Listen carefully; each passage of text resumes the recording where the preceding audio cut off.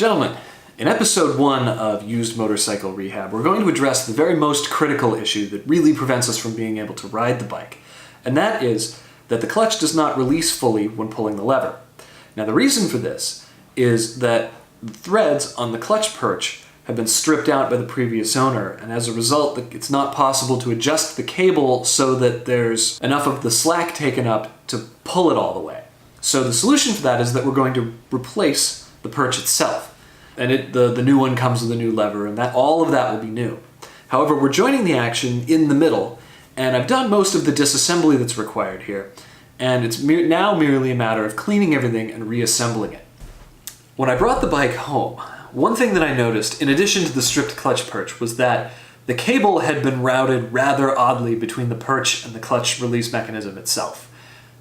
It should be a pretty straight shot down to the clutch perch and then back up to the lever, but it wasn't, and there was this little loop that came out and stuck outside the frame, and it went up around, and it was a mess. So before I did a whole lot else, when I disassembled everything, I took some time to reroute the clutch cable into what I felt was probably the best way, and it took me a few tries to get this right.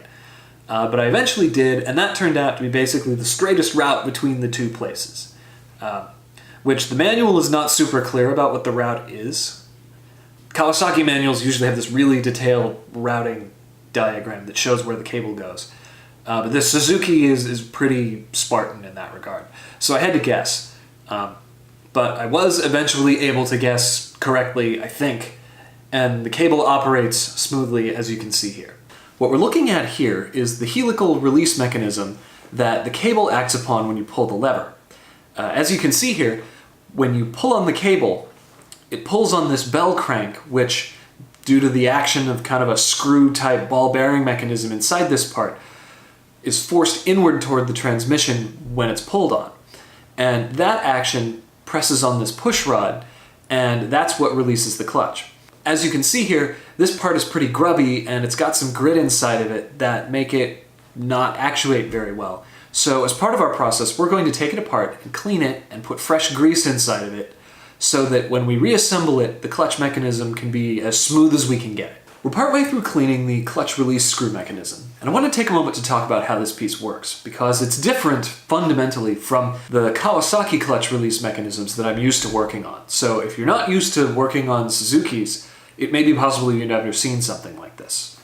So the way that it works is that we've got this outer piece with helical grooves cut in the inside of it, and we've got this inner piece with the bell crank attached where the cable acts on, with corresponding helical grooves cut into it, and we've got a third piece with little holes drilled into it that serves as a bearing carrier for these little ball bearings that fill in those holes and ride in the helical grooves, so that when one of the pieces is turned against the other, the action of those balls on the helical grooves forces it outward, the little housing piece there. And that action forcing it outward is what makes it act on the clutch push rod and release the clutch.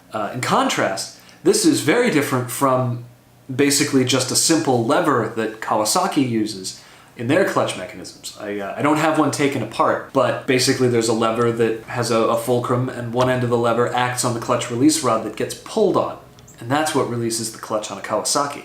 But on this one, it's this push mechanism with this elaborate screw mechanism, and I thought that was interesting and wanted to share that with you. With our parts clean, now we're ready to reassemble the clutch screw mechanism. It goes back together more or less the same way it came apart. First step is to grease the bearing carrier, reinstall the little ball bearings, and then reinsert that into the housing, bend the little retaining tab down to about a 45-degree angle, and finally reinsert the bell crank screw bit back inside that, being careful that you get it lined up properly. So if you look at it from the outside of the bike side, you want the bell crank to be at about the 4 o'clock position, like you see here. Reinstallation on the bike is a pretty simple operation as well. First, you want to make sure you reinstall the push rod if you removed it. I had removed this to clean it. And then we simply put the screw mechanism back on the push rod, line up the 2 bolt holes, and put the bolts in.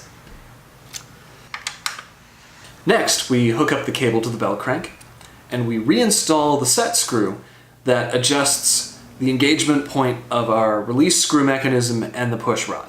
With all of that reinstalled, finally, we can start to adjust the cable itself. So the way we do this is we take 2 wrenches and we use them to adjust the nuts on the threaded portion of the cable at this end so that most of the slack is taken out. We want a little bit of the slack left still because we need to adjust it at the other end. But we want most of it taken out at this end because this is the end that has the most range of adjustment. I tried several times to edit this next bit in a way that makes it interesting, but it just wasn't happening. The bottom line is you take all the controls and you put them back on the handlebars. This got a little bit fiddly because these being aftermarket handlebars, they don't place all of the control mechanisms in exactly the same spot as the original bars do, which are lower and farther forward, I think, than these Clubman bars. As a result, some of the cables aren't quite long enough to reach comfortably, but with some fiddling I got them all on there and they all fit, nothing binds or strains when turning the bars. So we're calling that reassembled and it's working okay now.